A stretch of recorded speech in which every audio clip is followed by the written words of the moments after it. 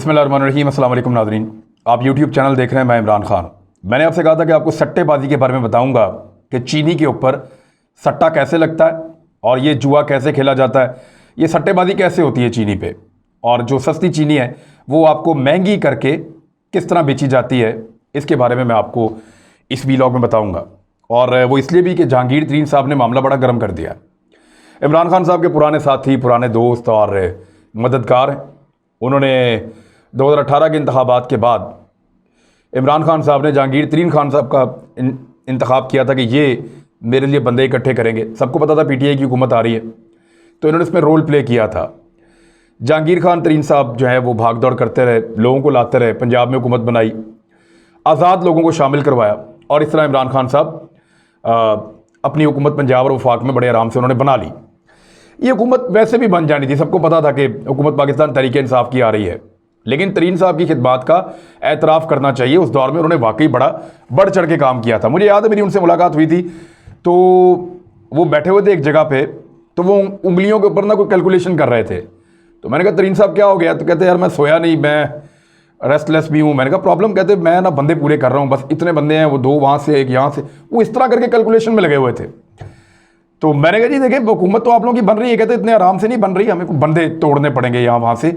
आज़ाद उम्मीदवारों का बड़ा रोला है, और ये वो लोग हैं जो हमसे टिकट मांगते थे, हमने नहीं दिया, वो आज़ाद जीत गए, क्योंकि पीटीआई ने बहुत सारे गलत लोगों को टिकट दिया था, तो उनके अपने बंदे जाके जीत के आ गए थे, और वो बाद में नखरे कर रहे थे।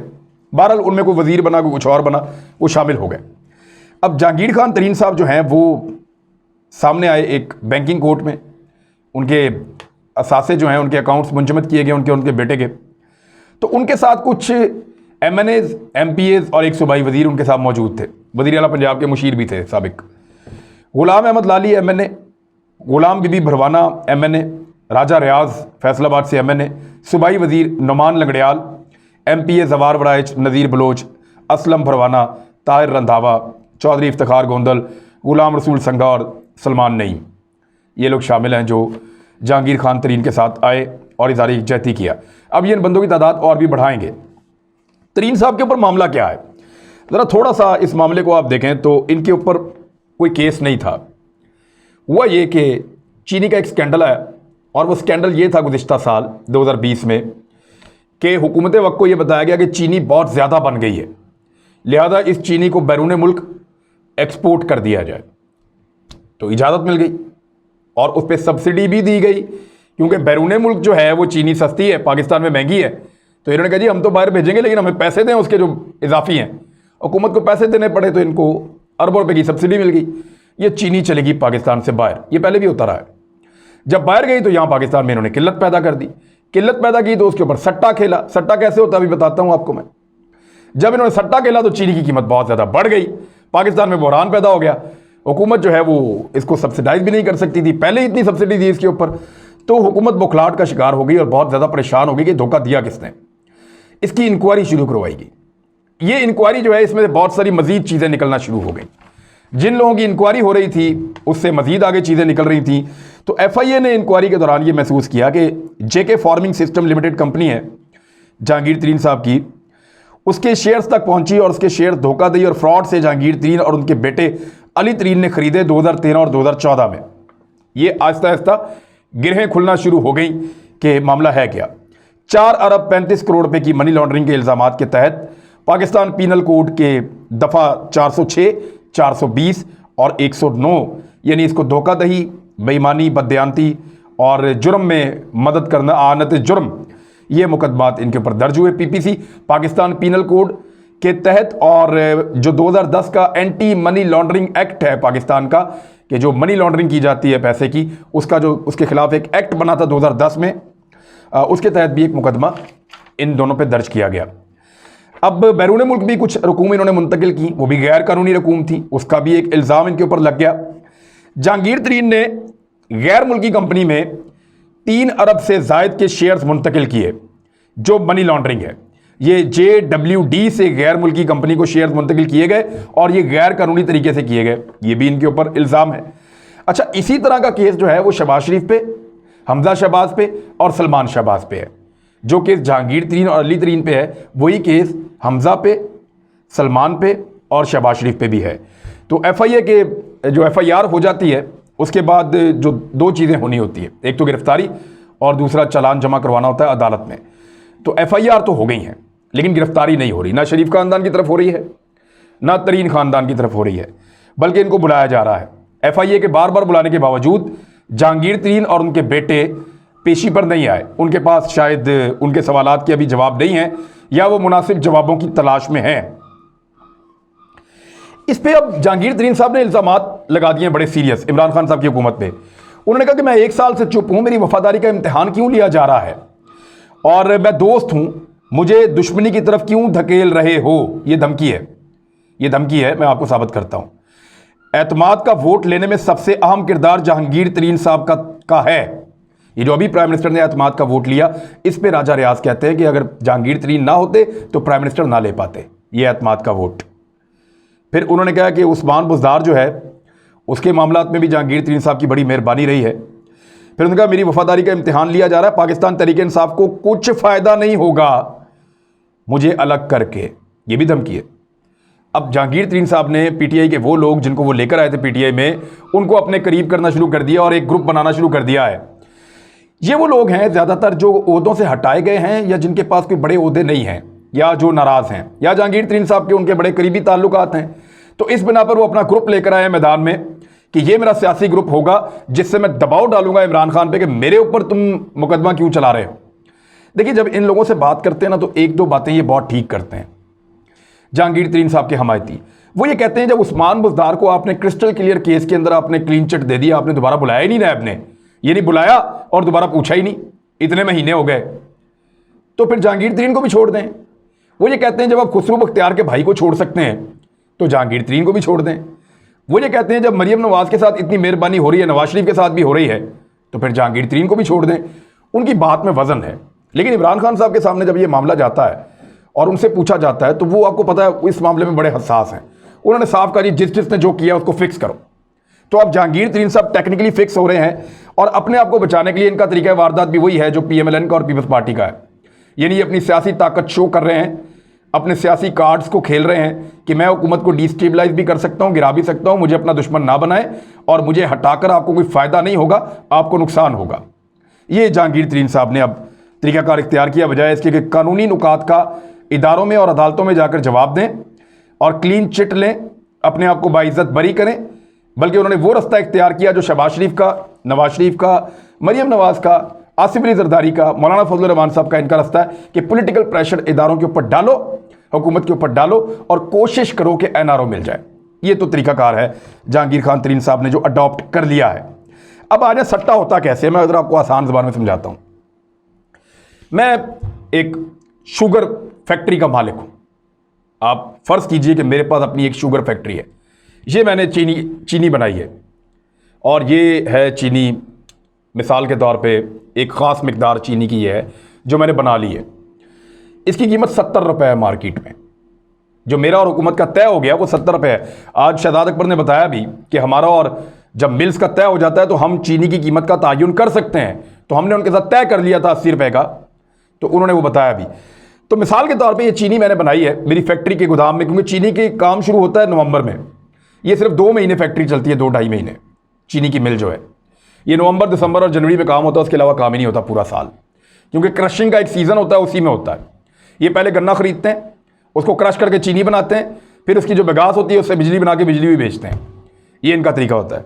तो मैंने ये चीनी बनाई और इसकी कीमत है 70 रुपये।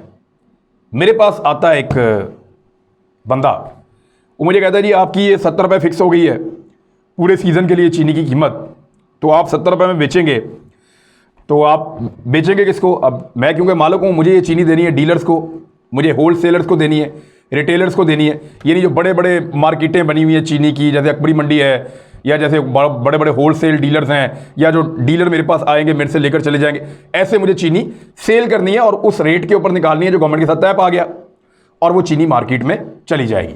जब वो मार्केट में चली जाएगी तो मार्केट में वो अपना अपना मुनाफा थोड़ा बहुत लेंगे। तो अगर मैंने तय किया हुआ 70 रुपये की मेरी हुकूमत के साथ तय हुई है, तो ज़्यादा से ज़्यादा 80 रुपये किलो तक एक आम सारिफ को उसके घर में चीनी मिल जाएगी। अब सट्टेबाज मुझे क्या कहेगा कि मैं आपकी ये चीनी जो है आपकी 80 रुपये में बेच देता हूं, बस आप मेरी बात माने। तो मैं उसे कहूँगा जी ठीक है, मैं आपकी बात मान लेता हूँ। फिर वो दूसरे के पास जाएगा, तीसरे के पास जाएगा, चौथे के पास जाएगा। ये सट्टेबाजों का एक पूरा ग्रुप होता है। लाहौर में एक प्लाजा है, वहाँ जाके तहकीक कर लें। मैंने क्योंकि इसके बारे में कुछ पता करने की कोशिश की है कि ये किस तरीके से सट्टा होता है। तो लाहौर में एक बाबर सेंटर है बड़ी मंडी में, वहाँ पे बैन अवी सारे मेयारात वगैरह देख के और बड़े बंदे वहाँ बैठते हैं, सरकारी बंदे भी वहाँ जाते हैं। तो ये सारा सट्टा वहाँ पे लगता है और कौन कौन सा महकमा इन्वॉल्व है अभी आपको बताता हूँ। तो इसी तरह 80 के करीब मिले सट्टाबाज, उन सबके पास गए और उन सबको कहा कि जनाब आपकी 70 रुपये कीमत है, आपको 80 रुपये देते हैं कीमत। वो सारे राज़ी हो गए। अब सट्टाबाज ने इनको कहना क्या है कि आपने अपनी प्रोडक्शन कम शो करनी है, यानी जो आपने चीनी बनाई उसकी मिकदार कम शो करनी है, और मार्केट में इसकी सप्लाई को हमारे कहने के मुताबिक निकालना है। यानी हम कहें स्लो तो आपने स्लो कर देनी है, हम कहें और स्लो तो आपने और स्लो कर देनी है। मार्केट में चीनी की किल्लत आपने पैदा करनी है, हमारे मुताबिक आप चलेंगे। इसमें इनकी मदद कौन कौन करता है? इसमें इनकी मदद करते हैं केन कमिश्नर, ये इस खित्ते का सबसे खुशहाल आदमी होता है, सरकारी अहदेदार है। केन कमिश्नर ये इंतहाई खुशहाल आदमी है। फिर इसके अंदर इनकम टैक्स के लोग हैं, इसके अंदर कस्टम के लोग, 1 दर्जन के करीब महकमे हैं जो सारा इन चीज़ों को देखते हैं। ये तमाम महकमे मदद करते हैं। और फिर ये जो सट्टाबाज है, ये व्हाट्सएप के ग्रुप इन्होंने आजकल बनाए हुए हैं। ये व्हाट्सएप ग्रुप में डालेगा कि मेरे पास चीनी अवेलेबल है अप्रैल के लिए, यानी ये फरवरी में अनाउंस करेगा कि अप्रैल या मई के लिए मेरे पास चीनी अवेलेबल है और उसकी कीमत मैं दे रहा हूँ 85, यानी 70 रुपये की चीनी थी, 80 रुपये उसने मालिक को वादा कर लिया, 85 रुपये का उसने दे दिया व्हाट्सएप ग्रुप में अंदर। अब जो अगले ब्रोकर्स हैं, अगले सट्टाबाज हैं, वो इससे खरीदेंगे, वो आगे बेचेंगे, वो आगे बेचेंगे। इस तरह चीनी की कीमत बढ़ती बढ़ती 100 रुपये तक पहुंच जाएगी। तो ये किल्लत पैदा करेंगे, मार्केट में कीमत बढ़ेगी, और फिर जब ये चीनी निकालेंगे तो ये 100 रुपये, 110 रुपये, 115 रुपये चीनी बेचेंगे। तो आप लोगों को इजाफी पैसे देने पड़ेंगे। वो चीनी जो आपको 80 रुपये की या 85 रुपीज़ की मिलनी चाहिए थी, वो आपकी 100 रुपये से ऊपर इसलिए चली जाएगी कि बीच में सट्टाबाजों ने सट्टा खेल लिया। उन्होंने बीच में उसके अंदर जुआ खेल लिया, सट्टा खेल लिया, और उस सट्टे की वजह से बहुत सारी लोगों की जेबों में पैसा गया जो सिर्फ पैसा इन्वेस्ट कर रहे थे, और चीनी अपनी जगह पर पड़ी हुई थी। चीनी की मिकदार भी काफ़ी थी, चीनी खाने वाले लोग भी उतने ही थे, और चीनी जो पड़ी हुई थी वो भी उतनी थी, और हुकूमत के साथ तय भी हो गया था। लेकिन क्योंकि बीच में सट्टाबाज आए, उन्होंने पैसा घुमाया फिराया, कीमत बढ़ी की। डिमांड एंड सप्लाई, ये डिमांड एंड सप्लाई कहते हैं कि किसी चीज़ की जितनी ज़रूरत है और कितनी चीज़ सप्लाई हो रही है, तो उसके अंदर जो है वो खेलते हुए उसकी कीमत को बढ़ा देंगे। ये है जी तरीका वारदात जो बंदे आप पकड़े गए। और ये सारे के सारे मिल मालिकान इस सट्टाबाजी के अंदर, कोई 1-2 को छोड़ दें आप, तो सारे के सारे इसके अंदर इन्वॉल्व थे। ये अपनी कम कीमत की चीनी को ज्यादा कीमत के ऊपर बेच रहे थे। एक मिल जो है ना, वो 3 से 4 अरब रुपए का बिजनेस करती है बड़े आराम से। एक शुगर मिल 3 से 4 अरब रुपए कमा लेती है 2-2.5 महीने काम करने के बाद। लेकिन जब ये सट्टाबाजी करते हैं और इस तरह की चीजें करते हैं, तो ये आमदन इनकी बहुत बढ़ जाती है। और उसके अलावा जो बिगास है, उससे बिजली बनाते हैं, उससे ही पैसा कमाते हैं। जो किसान है, उसके गन्ने को 6-6, 8-8 दिन खड़ा रखते हैं ट्रॉली को, उसका गन्ने का वजन कम हो जाता है, फिर जाके उसको तोलते हैं, फिर कटौतियां करते हैं, फिर पर्चियों के ऊपर पैसे देते हैं, 2-2 साल बेचारे पैसों के लिए तरसते हैं। तो हर जगह पे 2 नंबरी है। शुगर मिल मालिकान की हर जगह पे 2 नंबरी है, हर जगह पे अजारादारी है। तो ये जो मोनोपोली होती है ना, ये जिसको अजारादारी कहते हैं। मिसाल के तौर पे पाकिस्तान में 6 फैक्ट्रियां हैं सीमेंट की, फ़र्ज़ करें वो 6 के 6 मिल गए हैं। वो कह रहे हैं जी ज़रा सीमेंट की ना बाहर सप्लाई कम करते हैं, और अभी ये 500 रुपये का ना, तो जब ये 600 रुपये का हो जाएगा ना, तब ज़्यादा डिमांड हो जाएगी इसकी, लोग ज़्यादा इसको मांगेंगे, तो फिर हम इसको 600 रुपये का बेचेंगे, सारे रोक लो। वो सारे मिलकर रोक लेते हैं। इसको कहते हैं मोनोपोली, इसको कहते हैं अजारादारी कायम करना। तो इसके खिलाफ एक इदारा बना हुआ है, monopoly control authority of Pakistan. ये monopoly control authority of Pakistan बजाय इसके कि इनके ऊपर पर्चे करे, इनके ऊपर जुर्माने करे, या इनको पकड़े, इनका रिकॉर्ड तक उठा के लेकर गई है, लेकिन वो इनसे पैसे लेते हैं, इनको छोड़ देते हैं। और शुगर मिल माफिया पाकिस्तान का वो माफिया है, ये वो माफिया है शुगर मिल माफिया पाकिस्तान का, जो हुकूमतें बनाता भी और गिराता भी है। क्योंकि ये 3 महीने काम करके अरबों रुपया कमाते हैं, और हर एक बंदे के पास 2-2, 4-4 शुगर मिल हैं, कईयों के पास ज़्यादा भी हैं। तो इसलिए ये बहुत पैसा बनाते हैं और बहुत तगड़े लोग हैं, और इनके साथ बहुत सारे दीगर माफियात भी मिले हुए हैं। अब इन पे हाथ डाला है तो तरीन साहब भी फंस गए, बाकी लोग भी फंस गए। वो समझते हैं ये कारोबार हलाल है और हमें ये करने दिया जाए, हमारे साथ ज्यादती हो रही है। लेकिन इमरान खान साहब ने कहा कि ये ज्यादती नहीं होने देंगे, अब हम इसको ठीक करके रहेंगे, क्योंकि गुज़िश्ता 40 सालों में एक ऐसा काम है जो नहीं हुआ चीनी के माफी। क्योंकि जितने सियासतदान थे उनकी हुकूमतें थी, जो फौजी आए उनके भी रिश्तेदारों की जो है वो चीनी की मिलें थी, तो सारे के सारे इसमें इन्वॉल्व रहे। तो हुआ क्या, जितने भी हुक्मरान हैं उन सब के, हर पॉलिटिकल पार्टी के लोगों की शुगर मिलें जरूर है, तो उन शुगर मिलों की वजह से उन्होंने वो कानून ही नहीं बनने दिया जो उनके खिलाफ हो। यानी आज तक दो चीजें नहीं हुई। नंबर एक, चीनी की पैदावारी लागत का पता ही नहीं किया गया कि एक्चुअली चीनी बनती कितने में है, इसकी पैदावारी लागत क्या है। यानी जो 1 किलो चीनी तैयार हो रही है ये हो कितने रुपए में रही है। ऐसा तो नहीं है कि 20 रुपए में तैयार हो रही है और आप 15% मुनाफा अगर ले लें उस पर तो 25 रुपए की बिक जाएगी थोड़ी सी या ऊपर नीचे करके। ऐसा तो नहीं हो सकता कि 20 रुपए में तैयार होने वाली चीनी आप कहीं 60 रुपए में बेच रहे हैं, 70 या 80 रुपए में बेच रहे हैं। तो इसकी पैदावारी लागत का तायुन ये करने ही नहीं देते, इस पर काम ही नहीं हुआ। और दूसरा, मुनाफा कितना लेना है इस पर भी काम नहीं हुआ। अब 15% मुनाफा ले लें, 10% ले लें, लेकिन यहां तो अंधाधुंध मुनाफा है और सट्टे के बाद उससे भी बड़ा मुनाफा है। तो ये है जी वो सारा माफिया जो काम कर रहा था, इसके खिलाफ अब गवर्नमेंट काम कर रही है और उसके लिए उनको तनकीद का सामना करना पड़ रहा है। अभी तक गिरफ्तारी अवॉइड है, हो सकता है आने वाले दिनों में गिरफ्तारी भी हो जाए, लेकिन तरीन साहब ने वही तरीका इख्तियार किया जो बाकी पॉलिटिकल पार्टीज करती थी, जो अफसोसनाक है। तो ये था जी सट्टा माफिया कैसे काम करता है, और ये है जहांगीर तरीन साहब का मामला। इस पर इमरान खान साहब अड़ गए हैं और उन्होंने अपना फैसला सुनाया कि ऐसा नहीं होगा। कुछ इतलात के मुताबिक जो लोग जहांगीर खान तरीन के साथ मिल रहे हैं उनकी लिस्टें भी तैयार की जा रही हैं कि ये लोग क्यों मिल रहे हैं और क्या वजूहात हैं, और क्या आने वाले दिनों में ये लोग मुश्किलात पैदा कर सकते हैं। क्योंकि तरीन साहब के बारे में कहा जा रहा था कि वो पीपल्स पार्टी के लोगों से भी जाकर मिलेंगे। बहुत मुमकिन है, क्योंकि जब कोई आदमी फंस जाता है तो वो किसी भी लेवल तक जा सकता है। हो सकता है वो जाकर पीपल्स पार्टी को मिले और कहें कि आप तहरीक अदम एतमाद लेकर आएँ, मैं आपको बंदे देता हूँ 15 या 20, उड़ा देते हैं इमरान खान को। बहुत मुमकिन है, क्योंकि अपने कारोबारी मफादात से बढ़ के किसी को कुछ भी नहीं होता, और ये बात बिल्कुल सही है। अब तक के लिए इतना ही, अपना ख्याल रखिएगा, अपने इस चैनल का भी। अल्लाह हाफ़िज़।